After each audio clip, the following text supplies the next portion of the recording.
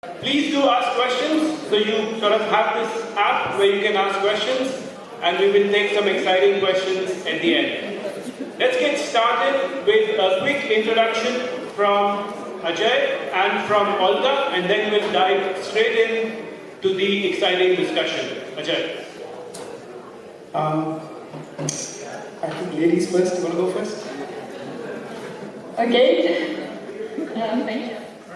My name is Olga. I'm representing Animaccord animation studio, which gave you a global phenomenon, Masha and the Bear, which success cannot be overrated. It's popular worldwide. Also in Asia, in countries like South Korea, India, and also we were selected as top 5 animation on VOD platforms. So, quick again. Thank you, Shalu, and thank you, Olga. My name is Ajay Vidyasagar. I am based here in Singapore. I'm a regional director with Google. I work on the YouTube business. I've been with YouTube for a little less than 10 years now. Quite a lot of familiar faces in the audience here, so it's great to see all of you. I came to Google after I spent about 18 years in the television industry, most of which was with News Corp in India. And before that, I spent about 7 years with Ogilvy. A lot of what we do at YouTube, I heard a bunch of the panelists before we talk very fondly and talk not so very fondly about YouTube. What we do fundamentally is, we are a distribution platform for content creators. And on a normal minute, about 500 hours of video is injected into YouTube that then is made available to our consumers all around the world. If you've got to think of YouTube as a supermarket for content, you've got to think of YouTube as a super library for video content. And when a consumer thinks about native video, the one place they typically go to is YouTube.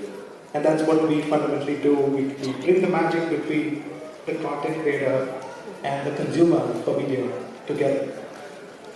Thanks, Ajay and Olga.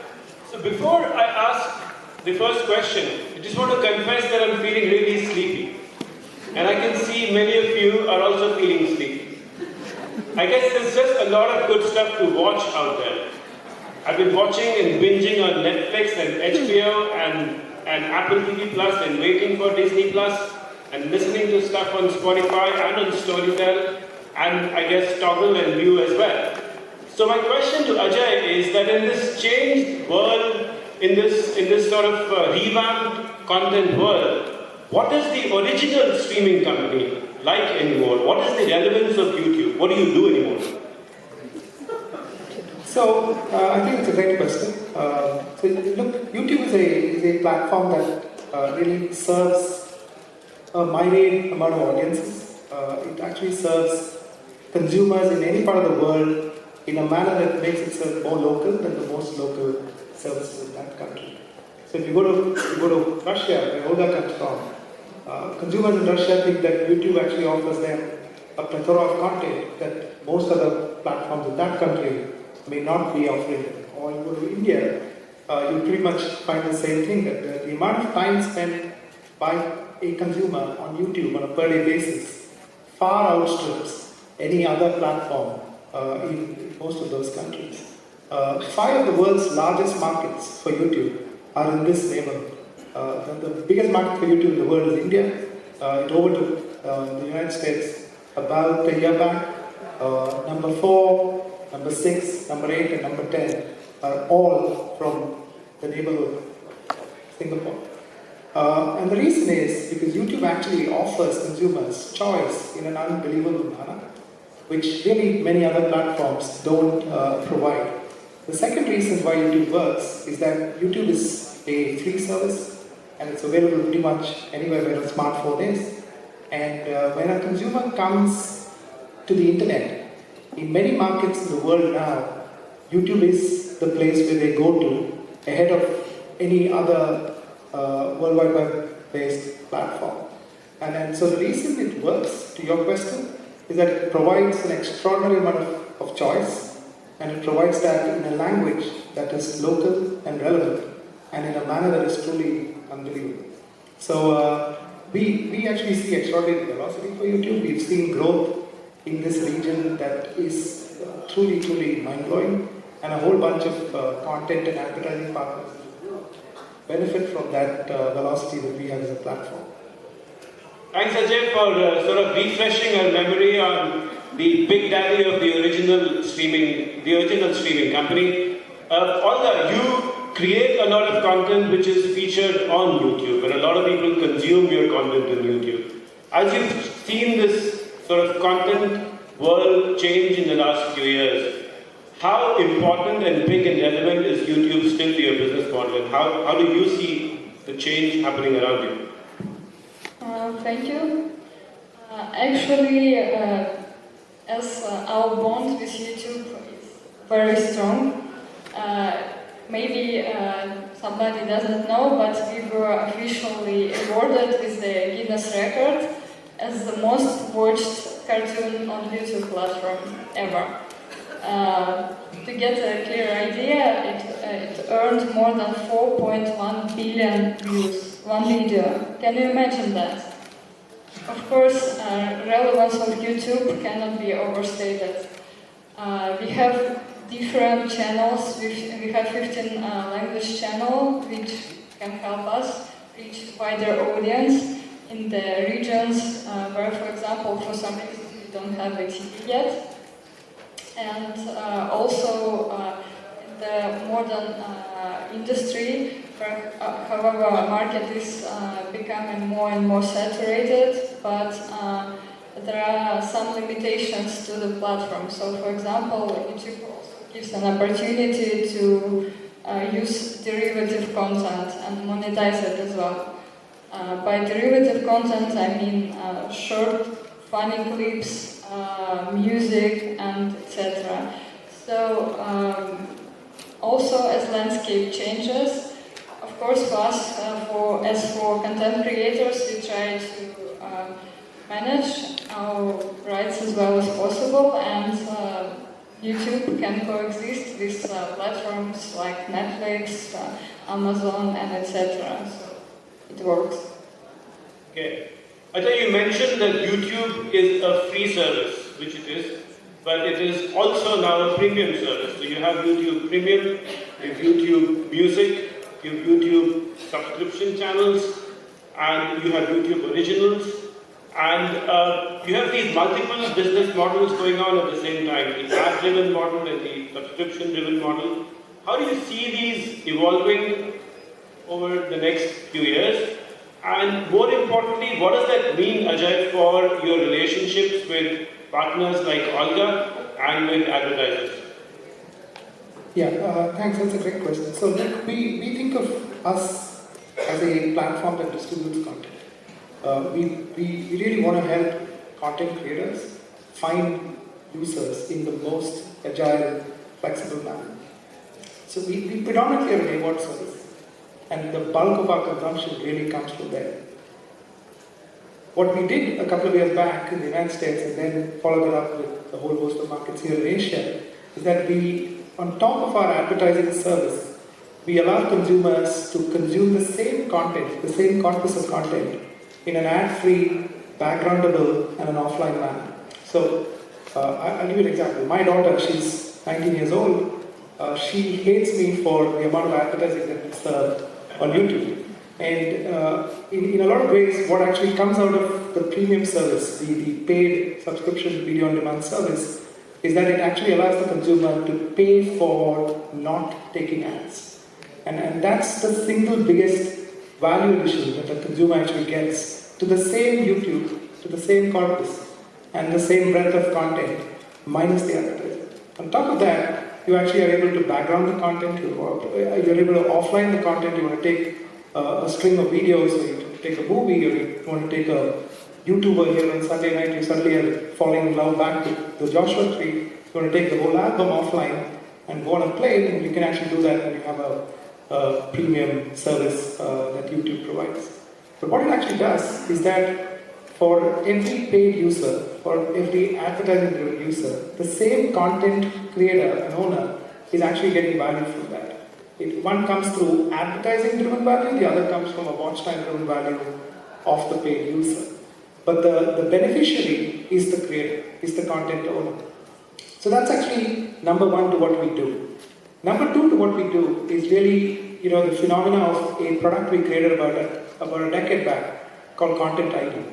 When content is created in this world, one of the largest problems has been piracy. YouTube, in a normal year, gives back billions of dollars to content owners by actually catching piracy with this product that we have called Content ID.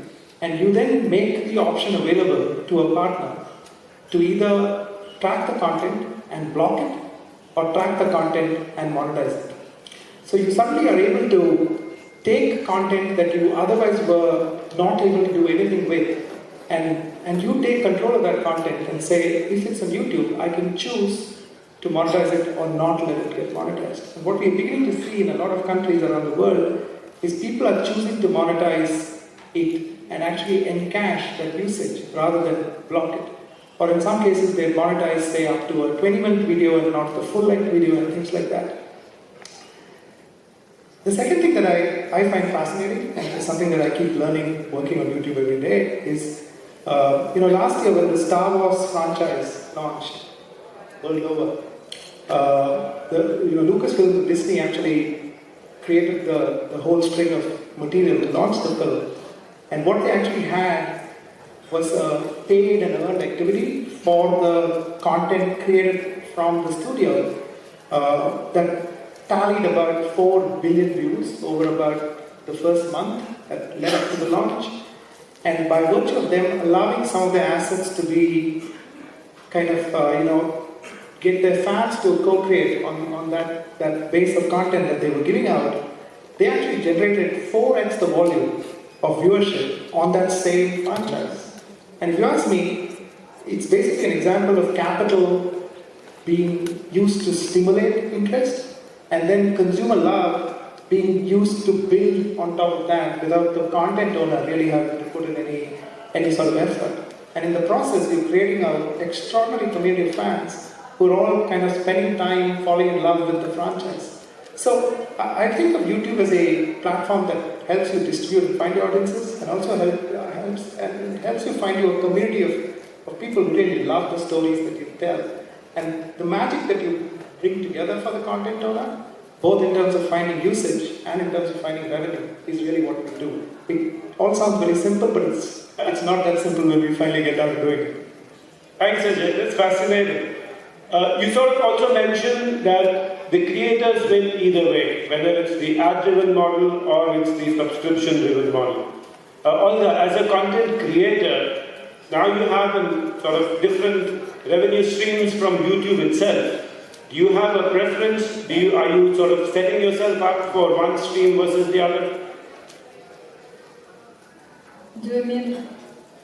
Like this revenue that you can earn from YouTube from the ad-driven free model or from the subscription model?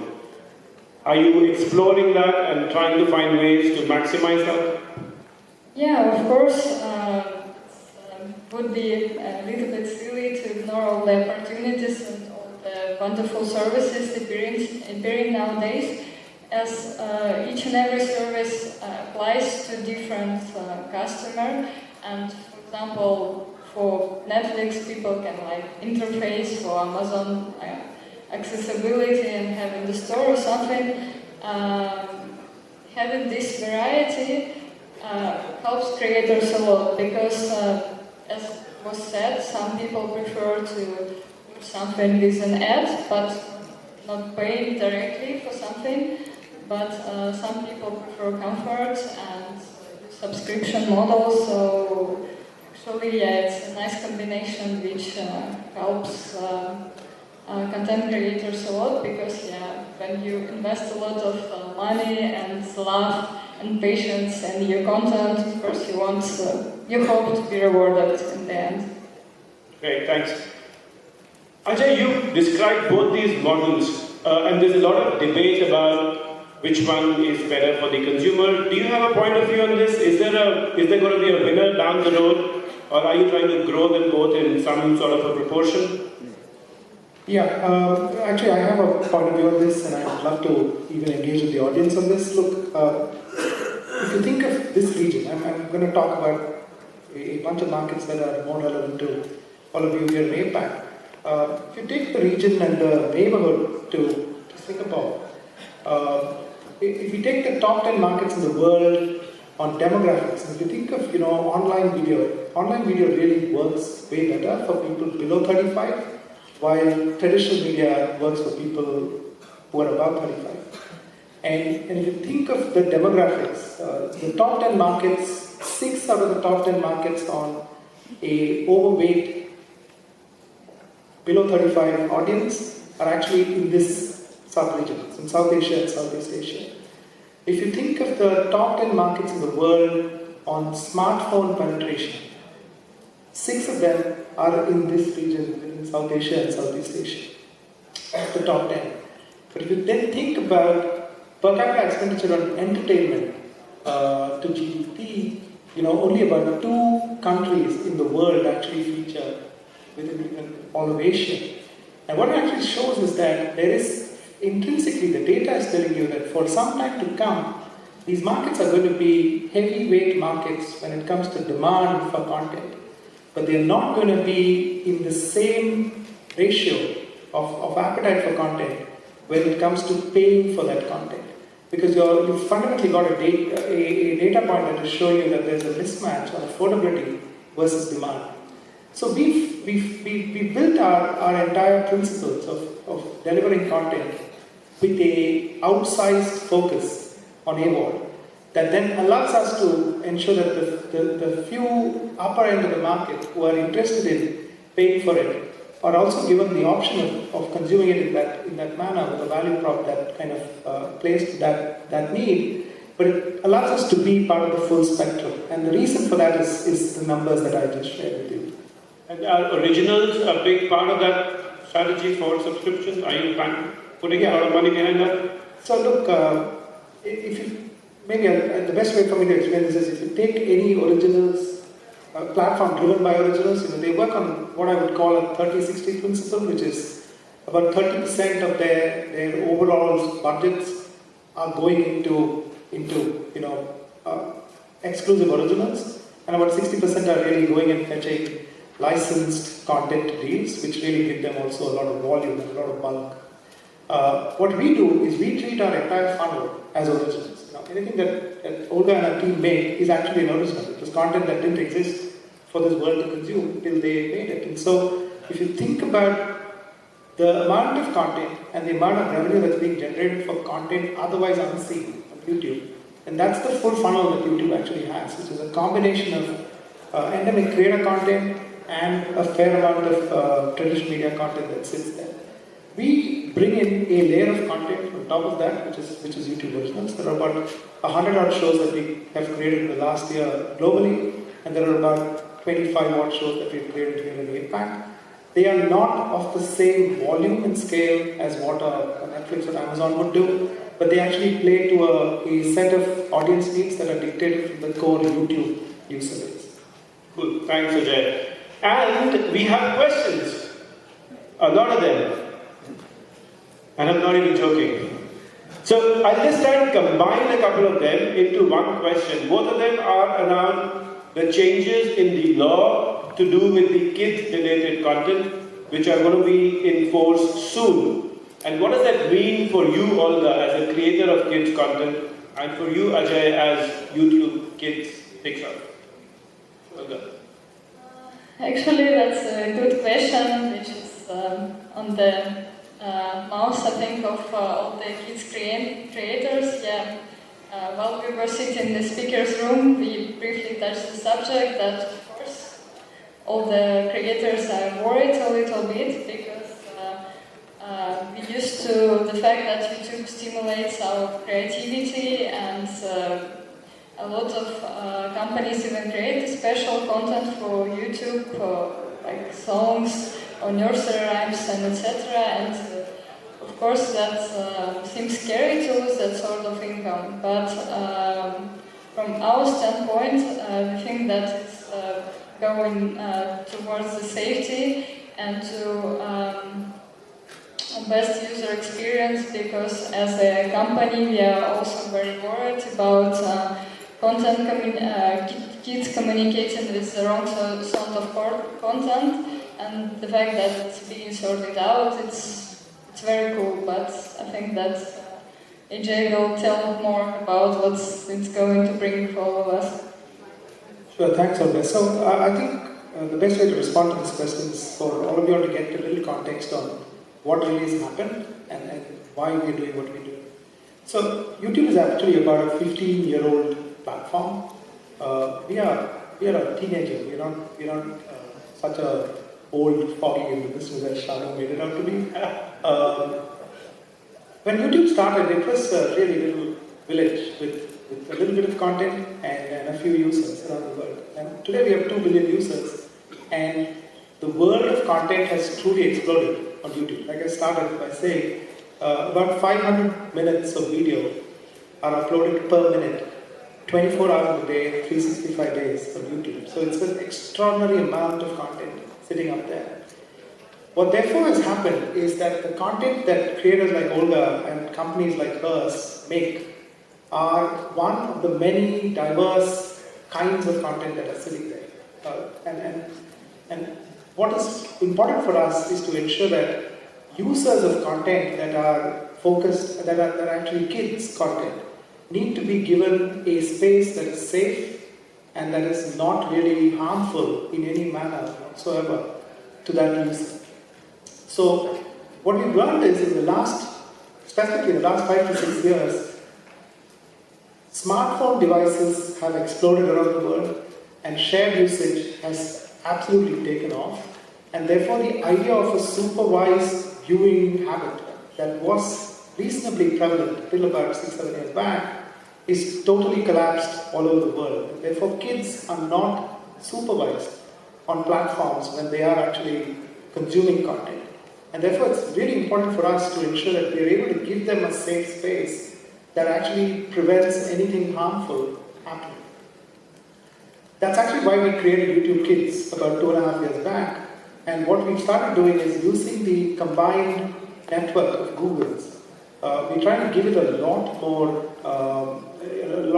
stimulus so that usage can actually be driven in a not in an incremental manner, but in a significantly higher manner.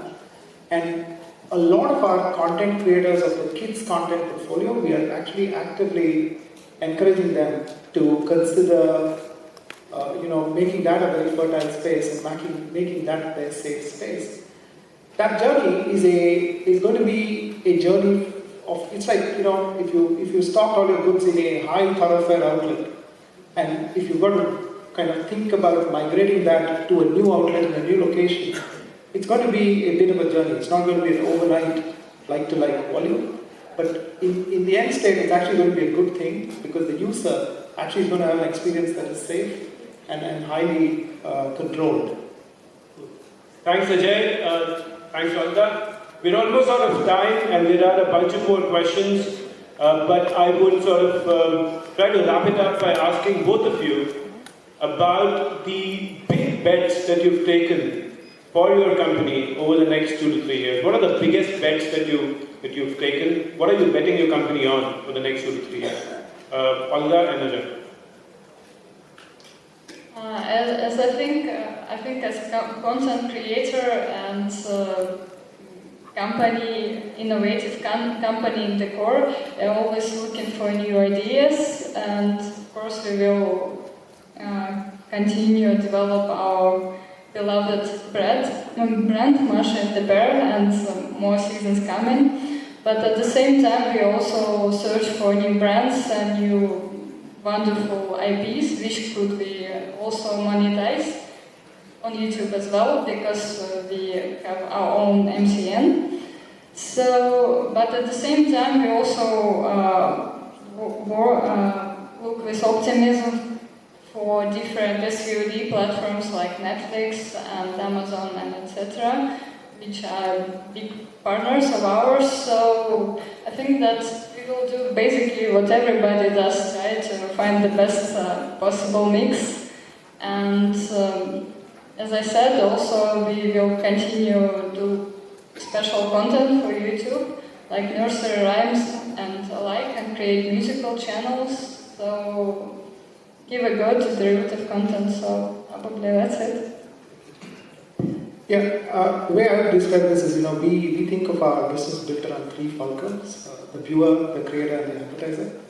And everything that we've done from the day we started doing this business is always take decisions that help. Each decision should actually help amplify the goals of each of those three vectors that we operate on. And so as an example, I'll give you about 8 years back, when we chose to take an advertising product that nowhere else in the world existed, which is what we call the true ad format, which is a skippable ad format. And what we did was we actually gave the consumer the choice to skip the ad. And if the consumer chose to skip the ad, then the advertiser does not pay for the ad.